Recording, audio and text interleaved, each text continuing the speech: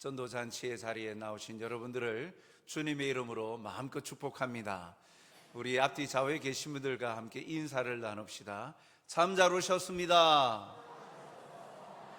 함께라서 행복합니다. 예수님 만나 행복합시다. 우리가 교회를 생각하면 여러분 오늘 처음 나오신 분도 있을 것이고 몇 번 와보신 분들도 있을 것입니다. 여러분, 교회 하면 떠오르는 도형 아니면 기호 이런 것이 있습니까? 무엇일까요? 세 글자. 십자가.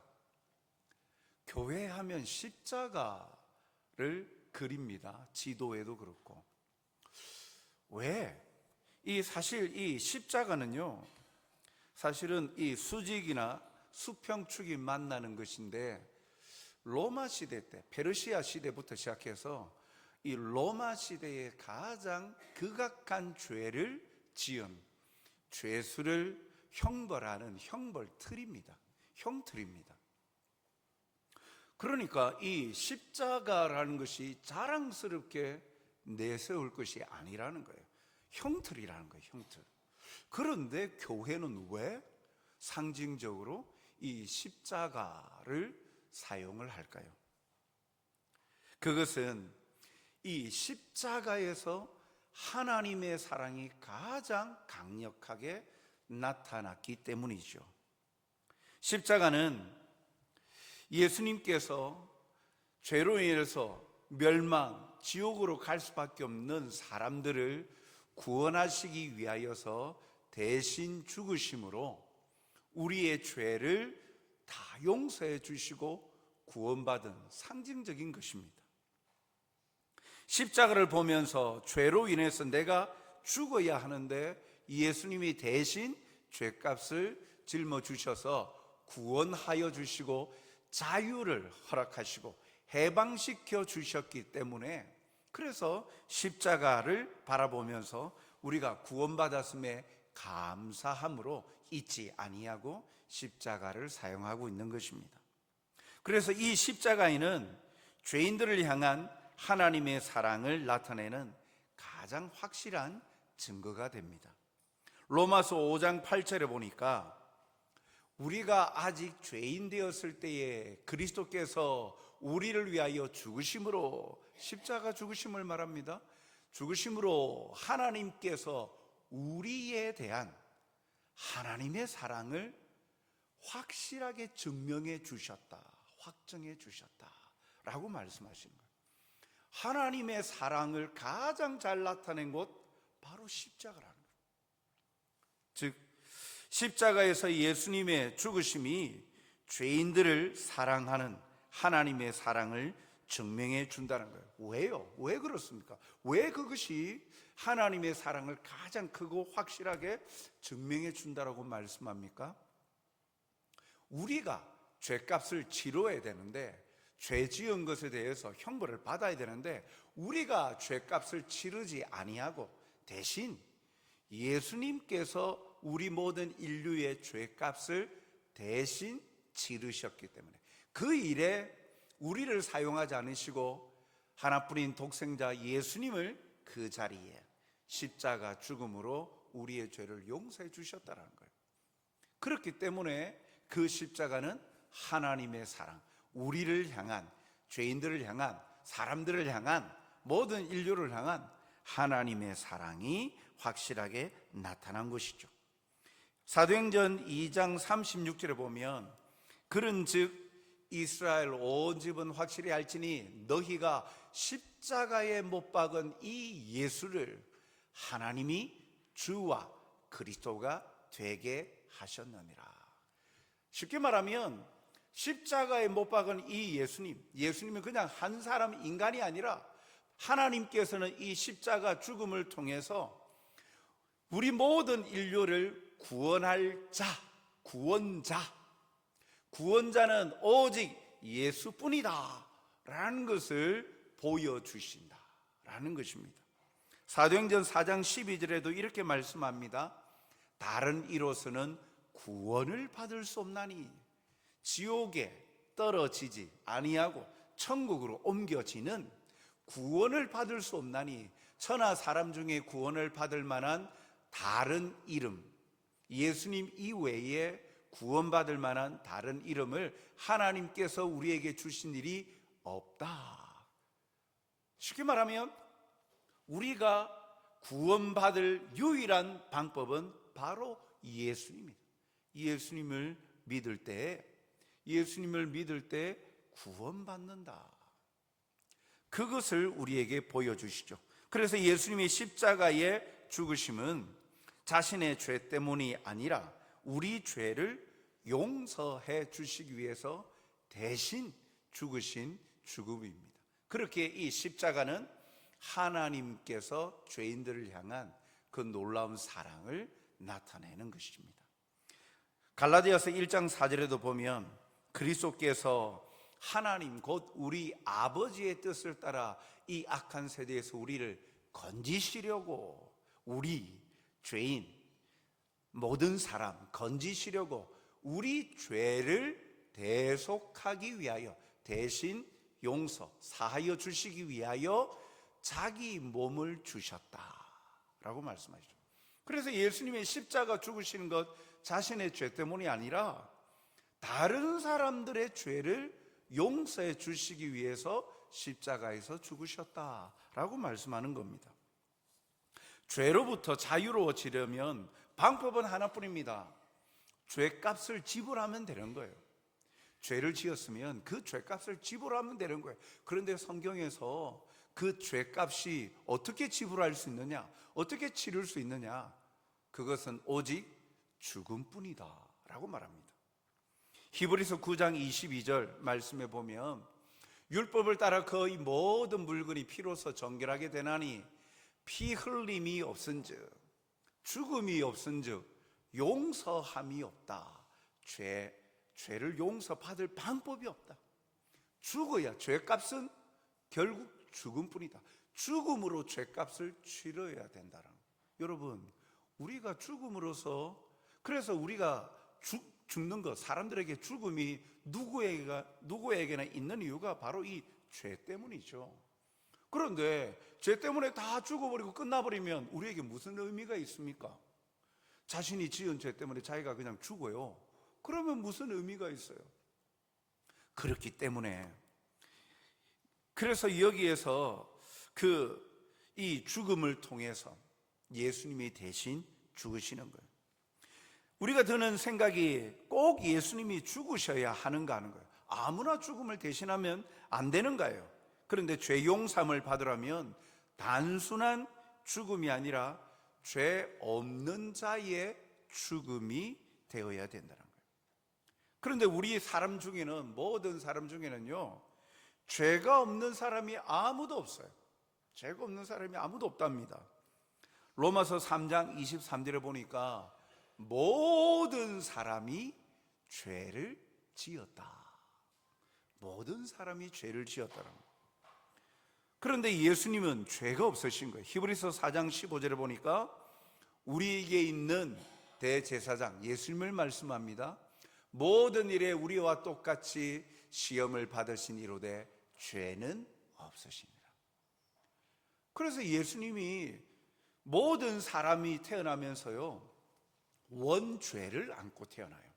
아담과 하와가 지었던 죄, 우리 갓난아기를 볼 때에도 보면 사랑스럽고 참 얼마나 천사 같아요. 그런데 아이들이 누구한테 배우지도 아니하였는데 동생이 생기거나 또 다른 보면 자기가 가지려 하고 부모의 사랑을 독차지하려고 하고, 그래서 그것을 위해서 그 형제를 또 때로는 밀쳐내기도 하고, 그러는 모습들을 보면서 저 누구에게 저렇게 배웠지? 싶을 정도의 모습들이 있지 않습니까? 태어날 때부터 원죄를 안고 태어난 거예요.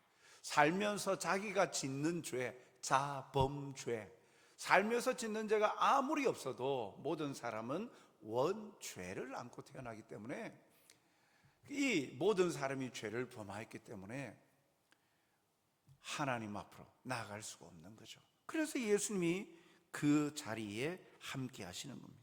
그러므로 예수님의 십자가의 죽으심은 모든 인류의 해결할 수 없는 죄를 용서해 주시는 구원자로서의 대속 죽으십니다. 그래서 교회는 십자가에서 하나님께서 예수님을 이 땅에 보내셔서 십자가에 우리를 통하여 대신 죽게 하심으로 나는 너희의 죄를 용서해 준다. 그러한 하나님의 크신 사랑, 그 사랑을 보여주시기 때문에 교회는 형틀이지만 그곳에서 예수님의 대속 죽음을 감사하면서 십자가를 상징적으로 사용하는 거예요. 사랑하는 잔치에 오신 여러분, 그리고 성도 여러분, 요한복음 3장 16절은 이렇게 말씀합니다. 하나님이 세상을 이처럼 사랑하사 독생자를 주셨으니, 예수님을 말씀하죠. 예수님을 주셨으니 이는 그를, 예수님을 믿는 자마다 멸망하지 않고 영생을 얻게 하려 하심이라. 예수님을 나를 살려주시는 구원자이십니다. 구주이십니다. 믿는 자, 고백하는 자는 영생을 얻는다, 구원에 이르게 해 주신다라고 약속해 주시는 거예요. 오늘 이 자리에 나오신 여러분들이 이러한 하나님의 사랑, 십자가에서 나타난 그 하나님의 사랑을 알고 또 깨닫고 받고 누려서 그렇게 살아가시는 행복자들이 되시길 주님의 이름으로 축복합니다. 이 행복이라는 것은, 이 사전적인 의미는 생활에서 기쁨과 만족감을 느껴 흐뭇한 상태라고 이야기하죠. 아마 모든 사람이 행복해지기를 원할 겁니다. 그래서 그 행복을 잡기 위해서, 그리고 누리기 위해서 얼마나 노력합니까? 그래서 우리 건강 잃지 않으려고 얼마나 부단히도 좋은 것 먹고 운동 체력 관리하지요. 참 건강할 때는 행복한데 어떻습니까? 생각지 않았던 사고, 질병, 그리고 나이가 들어가면서 노년이 되어지면서 자연스럽게 노쇠해질 때, 건강으로 인한 행복, 가지고 있을 때 행복은 사라져버리죠. 돈 어떻습니까? 돈 참 필요하잖아요. 돈 필요 없어요 하는 사람이 어디 있겠습니까? 많으면 많을수록 더 좋죠. 돈을 가지고 있을 때는 참 행복합니다. 여유롭습니다. 그런데 돈을 가지면 가질수록 어때요? 점점 쓰임새가 늘어납니다. 없을 때는 아끼고 살고 힘들게 살다가 조금 형편이 풀리고 돈이 생기면 그동안 참았던 것을 또 풀어가기 위해서 쓰임새가 점점 늘어나요. 그래서 돈이 없어 궁할 때 단돈 100만 원만이라도 있으면 좋겠다 라고 했다가 100만 원이 넘고 200만 원이 넘어가면 그 다음에 그것으로 만족하면서 삽니까? 아니죠. 여유가 생기기 시작하니까 그동안 하지 못했던 거, 저거 할 수도 있네. 명품도 사기도 하고 또 더 좋은 차나 집을 구하기도 하고. 돈이 있을 때, 처음 가질 때 참 행복하지만 가지면 가질수록 그리고 돈을 잃어버리거나 아니면 돈이 더 많아져도 돈으로 인해서 지속되는 행복이 아니라 그 잠깐일 뿐이지 더 바라게 된다는 거예요. 우리가 살아가면서 일상생활에 누리는 이러한 행복들이 순간의 즐거움과 기쁨을 줘서 행복이 있는데 지속이 되지 않는다는 거예요. 참 거기에 맹점이 있죠. 지속이 되면 좋겠는데, 그래서 우리는 그걸 꿈꾸지 않습니까? 행복이 영원토록 지속이 되었으면 좋겠다. 그런데 이 땅에서의 우리가 생각하는 행복들은 영원히 지속이 되지 않는 것들을 발견합니다. 이처럼 지속이 되지 않는 행복들이 있지만, 그러나 여기에 영원히 사라지지 않는 영원한 참 행복이 있습니다. 그것은 바로 식지 아니하고 사라지지 않는 하나님의 참 사랑을 통해서 누릴 수 있어요. 성경에서 하나님을 표현하기를 사랑이라 말씀합니다. 요한일서 4장 7절 중반이라 보니까 사랑은 하나님께 속한 것이니, 사랑을 하나님께 처음부터 속하였다. 사랑 자체가 하나님께 속하였다라고 이야기합니다. 4장 8절 하반절에 보니까 이는 하나님은 사랑이십니다. 하나님은 사랑 그 자체이시다 라고 말씀하시는 거죠. 하나님의 특징적인 속성을 나타내는 그 특징 가운데 하나가 사랑이라는 거예요. 하나님께로부터 이 사랑이 무엇인지를 나타내 보여주셨다라는 거예요. 사람들이 하는 사랑처럼 때때로 사랑이 식거나 대상이 바뀌거나 하는 것이 아니라 영원히 변치 않는 참 사랑, 아가페라는 단어가 있어요. 조건 없는 사랑이에요. 신적인 사랑이에요. 오직 그 조건 없는 사랑, 참 사랑은 하나님이시다. 그래서 성경은 하나님은 사랑이시다, 사랑은 하나님께 속한 것이다, 하나님께로부터 사랑이 나왔다라고 말하고 있는 것이죠. 그래서 진정한 사랑은 하나님께로부터 배운다라는 것입니다. 그래서 참 행복은 참으로 이 참 사랑, 하나님의 사랑을 알고 누리는 것이 진정한 행복으로 나간다는 거예요. 그래서 하나님은 사랑 그 자체이신 거예요. 둘째로 그 하나님의 참 사랑은요, 독생자 전부를 주신 사랑이에요. 하나님의 사랑의 특징은 요한일서 4장 9절에 보면 하나님의 사랑이 우리에게 이렇게 나타난 바 되었으니 하나님이 자기의 독생자를 세상에 보내심은 그로 말미암아 우리를 살리려 하심이라. 독생자를 보내었다. 어떻게요? 죽음의 자리로 보내셨다. 대신 죽음으로, 대신 죽음의 자리로 자기 독생자를 주었다라는 거예요. 그러면 하나님께서 독생자 예수님을 사랑하는 그 사랑과 대신 죽게 한 대상인 우리와 하나님이 누구를 더 사랑하신다는 거예요. 이렇게 표현하기는 그렇습니다만 대신 죽게 한 우리가 더 하나님의 마음에 큰 사랑으로 다가오지 않겠습니까? 예수님이 인간의 몸을 입고 이 땅에 오시고 십자가에 죽으시게 하신 것이 우리에게 보여주신 하나님의 사랑인데 전부를 내어주신 사랑이에요. 여러분, 전부를 내어주는, 그래서 전부를 준 사랑 받아보신 적이 있습니까? 상대방이 자기의 모든 것을 다 준 사랑 받아보신 적이 있습니까? 그 사랑 받으면 어떻게 했습니까? 주변의 사람이 볼 때 행복하다 하지 않겠습니까? 부럽지 않겠습니까? 이야, 저 사람은 뭐 어떻게 했길래 저 사람이 저 모든 것을 다 쏟아부어 주지? 나도 저런 사랑 받아봤으면 좋겠다. 부부 관계 속에서, 또 가족 속에서, 직장 속에서, 사회 관계망 속에서 전폭적으로 모든 사랑이 이렇게 집중되어지는, 모든 것을 쏟아부어 주는 사랑을 받는 사람, 얼마나 행복하겠습니까? 그런데 성경은요, 우리가 그런 사랑을 받고 있대요. 하나님께서 독생자를 주셨다는 거예요. 전부, 하나님의 전부죠. 하나님의 전부이신 독생자를 우리에게 주셨다는 거예요. 그만큼 우리를 사랑하신대요. 우리가 죄로 인하여서 멸망받아 지옥에 가는 것을 하나님은 원하지 않으신대요. 그래서 그 죄 문제를 해결해 주시려고 예수님을, 우리 전부 대신, 하나님의 전부 대신 예수님을 우리에게 보내주신 거예요. 요한복음 3장 16절 상반절에 하나님이 세상을 이처럼 사랑하사 독생자를 주셨으니 자신의 전부를 주신 사랑이에요. 그 사랑을 우리가 받는다. 어떻게 받아요? 믿음으로.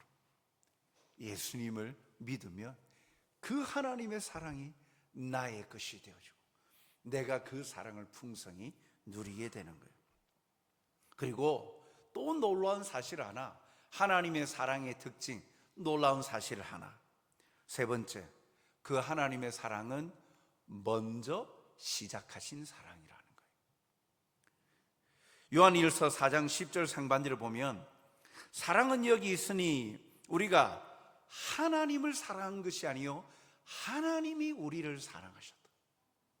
우리가 먼저 사랑한 게 아니라, 그래서 하나님이 우리 좀 사랑해 주세요, 우리 좀 도와주세요, 우리 좀 살려주세요, 애걸복걸 하니까 해서 하나님이 들으시고 그렇구나 하신 게 아니라는 거예요. 하나님이 먼저 하셨대요. 4장 19절 말씀에 보니까 우리가 사랑하면 그가 먼저 우리를 사랑하셨습니다. 하나님께서 우리를 먼저 사랑했대요. 먼저 한 사랑 뭐죠? 시작한 사랑, 짝사랑. 상대방이 사랑하고 사랑받고 있다는 거 알지 못하는, 일방적으로 사랑하는 사랑, 짝사랑 아닙니까? 성경에 보니까요, 하나님이 먼저 우리에게 짝사랑하셨대요. 그런데 더 놀라운 사실은요, 그 사랑, 그 먼저 하신 사랑 언제부터 하셨을까요? 놀랍게도 세상이 생기기 전부터 사랑하셨답니다. 에베소서 1장 4절로 5절 말씀을 보니까 그 창세전에, 세상을 창조하시기 전에 그리스도 안에서 우리를 택하사 예수님을 믿고 만날 수 있도록 우리를 선택하사 우리로 사랑 안에서 그 앞에 거룩하고 흠이 없게 하시려고 5절 말씀, 그 기쁘신 뜻대로 우리를 예정하사 예수 그리스도로 말미암아 자기의 아들들이 되게 하셨으니, 예수 그리스도를 믿음으로 말미암아 우리 또한 하나님의 자녀가 되게 해주셨다는 거예요. 그렇게 되도록 하나님이 창조하시기 이전부터 선택하셨다는 거예요. 오늘 이 자리에 앉아 계신 분들이 이 말씀을 듣고 있는데 하나님께서 그렇게 말씀하시는 거예요. 오늘 이 자리 송정교회에 왔구나. 그래, 나 너 사랑해. 그 사랑 언제부터 한 줄 알아? 창세기, 창조 전부터, 세상을 만들기 전부터 난 너를 선택했단다. 그래서 너를 사랑해서 내 자녀가 되고 나와 함께 할 것을 나는 원했단다. 사랑 고백을 그렇게 하시는 거예요. 이 참 사랑, 먼저 하신 사랑, 오래 전부터, 우리가 느끼기 이전부터, 우리가 태어나기 이전부터, 이 세상이 생기기 이전부터 상상할 수 없는 사랑을 지금 우리에게 고백하고 계시는 거예요. 이러한 사랑을 받는 사람 행복한 거 아닙니까? 스토커입니까? 아니죠. 전부를 내어주시면서 아낌없이 내어주시는데요, 아낌없이 내어주시면서 우리가 어떤 행동을 해서 사랑스러워서 사랑해 주시는 게 아니라 우리가 어떤 행동을 할 수도 없는 그런 시공을 초월한 상태에서 이미 하나님께서 우리를 넌 내 자녀야, 넌 사랑하는 내 백성이야, 넌 나와 함께 천국에서 영원토록 함께 즐거워하고 기뻐하며 살자, 그렇게 먼저 찜해 주셨다는 거예요. 우리가 그 찜을 받았다는 거예요. 사랑을 받았다는 거예요. 이것이 행복이 아니고 무엇이겠습니까? 이런 사랑, 이런 기쁨, 행복이 어디 있습니까? 얼마나 놀라운 사랑입니까? 주 안에서 사랑하는 여러분, 이 놀라운 사랑이 우리 안에 어떻게 이룰 수 있습니까? 요한일서 4장 12절에 보면 어느 때나 하나님을 본 사람이 없으되 만일 우리가 서로 사랑하면 하나님이 우리 안에 거하시고 그의 사랑이 우리 안에 온전히 이루어지느니라. 우리가 서로 사랑하면 하나님이 우리 안에 거하십니다. 하나님이 우리 안에 거하는 것, 요한일서 4장 16절 말씀 보면 하나님이 우리를 사랑하시는 사랑을 우리가 알고 믿었노니 하나님은 사랑이시라. 사랑 안에 거하는 자는 하나님 안에 거하고 하나님도 그의 안에 거하시느니라. 사랑 안에 거하는 자는 하나님 안에 거한다, 함께 산다라는 거예요. 떨어지지 아니하고 접착제가 붙은 것처럼 항상 함께 한다라는 거예요. 이게 복이라는 거예요. 아니, 하나님이 함께 하시는 것이 왜 복입니까? 하나님이 함께 하시는 것, 그것이 왜 복입니까? 함께 하시는 하나님이 누구이십니까? 창조주이십니다. 전능자이십니다. 능치 못할 일이 없으십니다. 사람들은요, 능력 있는 자와 연결되기를 얼마나 좋아합니까? 힘 있는 사람, 권세 있는 사람, 유명한 사람, 조금 더 연관 지어주려고 얼마나 노력합니까? 그 능력의 혜택을 입으려고, 뭔가 좋은 혜택을 받으려고, 내 누구 잘 알아, 지금 전화할 수 있어, 한번 너 목소리 들어볼래? 영상통화하면서 한번 볼래? 내가 얼마나 그 사람하고 친한지 볼까? 그래서 능력 있는 사람과 권세 있는 사람, 높은 사람과 연결되길 얼마나 좋아해요. 싫어하는 사람이 있습니까? 기왕이면 든든한 백이 될 수도 있고 그렇게 자랑거리가 되잖아요. 그런데 왜 하나님이 함께 하시는 게 우리에게 복이냐? 그런 사람들은 마음이 편할 수 있고 능력에 한계가 있잖아요. 그런데 하나님은 한계가 없으신 분이시죠. 그리고 그 하나님은 조금 전 우리가 살펴보았듯이 우리를 끔찍히 사랑하시는 분이에요. 먼저 사랑하셨고 아낌없이 전부를 내어주시는, 사랑하시는, 우리를 바라보시고 사랑하시는 그 하나님이라. 그러면 그런 하나님, 창조주이시고 능력자 아니십니까? 전능자 아니십니까? 그 하나님이 함께 하시는 인생은 어떻습니까? 하나님이 때마다 시마다 보호해 주시죠. 위로해 주시죠. 생명의 길로 이끌어 주시죠.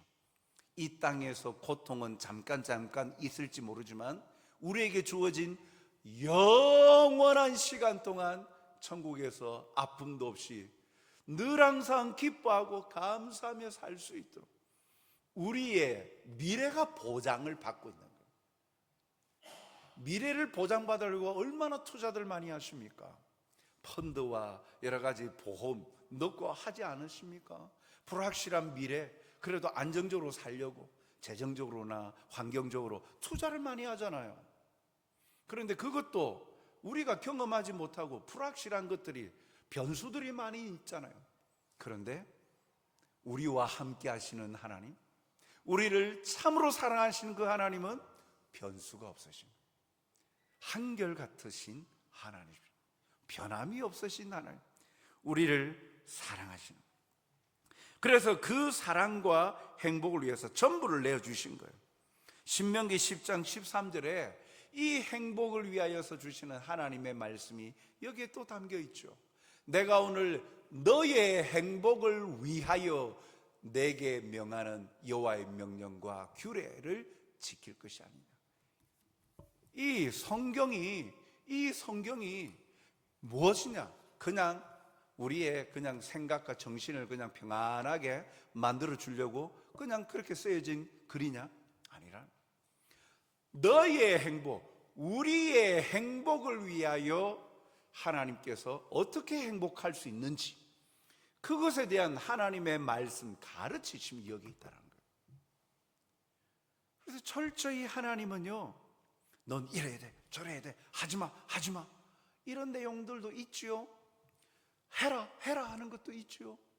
그런데 그 중심이 뭐다? 방금 읽었던 말씀처럼 우리의 행복. 우리 부모님들이 자녀들에게 장성해지기, 장성해도 마찬가지지만 장성하기 전에 부모 품 안에 있을 때 자녀들 어떻게 합니까? 자녀들 입장에서는 잔소리. 그런데 부모의 그 말이 자녀를 괴롭히려고 하는 말입니까? 사랑하기 때문 아닙니까? 혹여나 다칠까, 잘못될까 싶어서 부모가 생각하는 그 경험과 틀 안에서 그 자녀의 안전, 행복을 위하여서 그렇게 하는 말 아닙니까? 자녀들은 그 말을 부모가 되어야 나중에 깨닫지. 조금이라도 깨달을까? 그것과는 비교할 수 없는 거예요. 성경에 나와 있는 이 모든 말씀이 신명기 방금 읽었던 말씀처럼 우리의 행복을 위하여 주셨다. 그래서 하나님은 철저히 우리를 사랑하시고 우리의 행복을 위하여서 우리가 행복해지기를 원하고 계신다는 거예요. 그래서 전부를 내어주시는 거예요. 그렇기 때문에 이 인생의 참 행복이 여기에 있는 거예요. 우리가 진정한 행복자가 될 수 있는 것은 바로 이 하나님의 참 사랑을 알고 깨닫고 우리가 받고 누리면, 그러면 우리를 위한 예비하신 행복을 받아 먹고 누릴 수 있는 거예요. 그 행복을 주시는 하나님의 사랑을 믿음으로 받아 누리는 겁니다.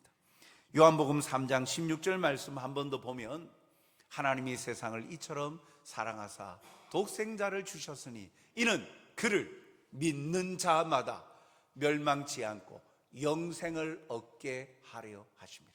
다르게 말하면 이는 예수님을 믿는 자마다 영원토록 행복자로 살아가게 될 것이다 라고 말씀하시는 거예요. 여러분, 쉽게 얻고 사라져 버릴 것들, 행복의 요소가 아니라 오늘 우리에게 주시는 이 행복은 하나님의 사랑은 변하지 않는, 그리고 변함없이 전부를 내어주시는 사랑입니다.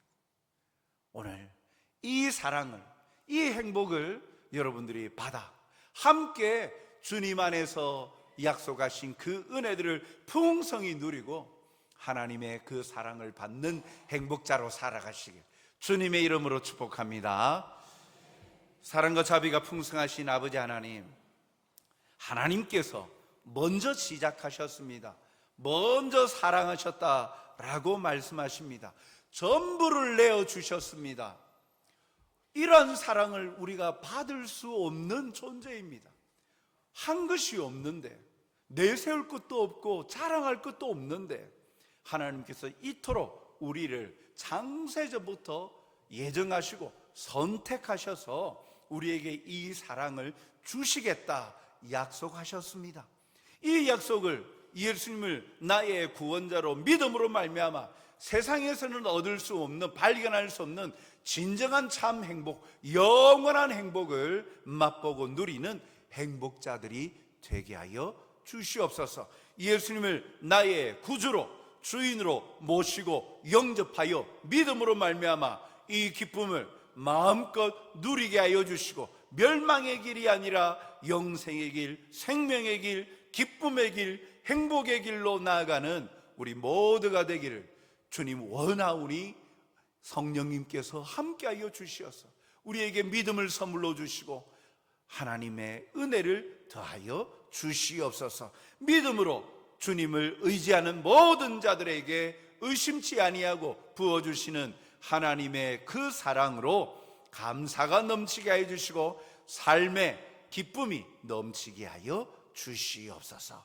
감사하며 예수님 이름으로 기도하옵나이다. 아멘.